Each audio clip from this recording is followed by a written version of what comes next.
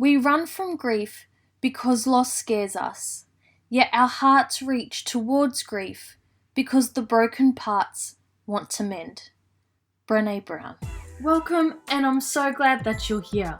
Here we talk about personal development, relationships, and mental health, just to name a few. My name is Carmen, a registered counsellor who is passionate about coming alongside people. This podcast is designed to create a discussion and bring awareness around what matters most in life, and that includes you. The goal is that each episode will leave you feeling encouraged, equipped, and empowered so you can live your best life. Let's get started. Hello, I hope you're keeping well. I don't know about you, but do you find there are some weeks that just fly by and other weeks that just go so slow? The last week has gone super quick on my end, and in a blink of an eye, here we are, the first Wednesday of July. And I asked myself, how did this happen? And what a year it has been. If you could describe the year so far in 3 words, what would they be? For me, it's adjusting, projects, and connection. This week, I will be unpacking grief and loss, because in one way or another, we have experienced it, will experience it one day, or we know someone who has. So often we can associate grief with the death of someone close to us, which is accurate. However, there are other facets to grief and loss, which can also include the loss of anything that holds significant value to us. This includes divorce, financial loss, a breakdown of a relationship, an amputation, loss of health, aging, loss of a job, many subtle losses, and unfulfilled dreams or life goals. Grief can take on 3 different forms. So the first one being a normal grief response. The second, a difficult long-term process of readjustment and healing, which can take around 2 to 4 years.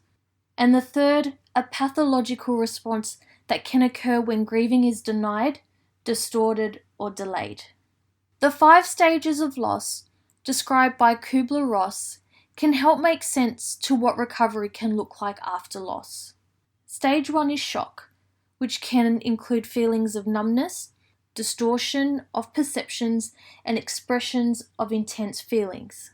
Stage 2, which is denial, that can dilute reality. This can serve as a protective device while we find ways to cope emotionally. Stage 3 are feelings of anger, which can be associated with resentment towards others. Stage 4 is depression, which slows us down, allowing us to explore the full impact. It can help us let go of the pain of the loss without bearing its memory.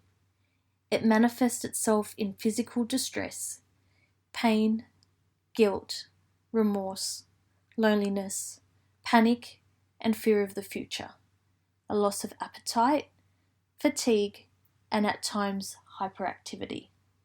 Stage 5 is acceptance, which is a time of exploring possibilities and new options.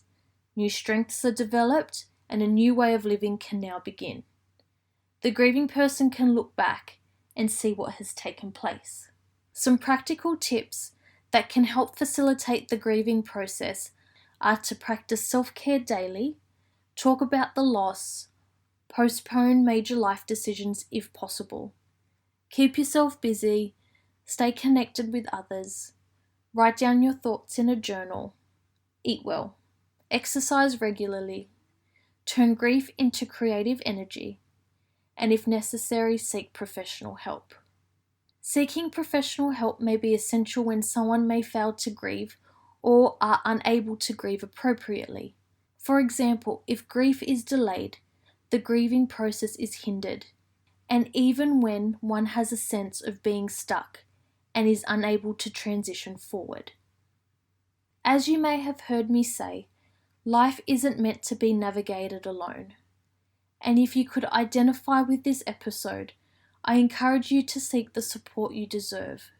Losses can provide opportunities for growth, reinvention of oneself, and unforeseen opportunities.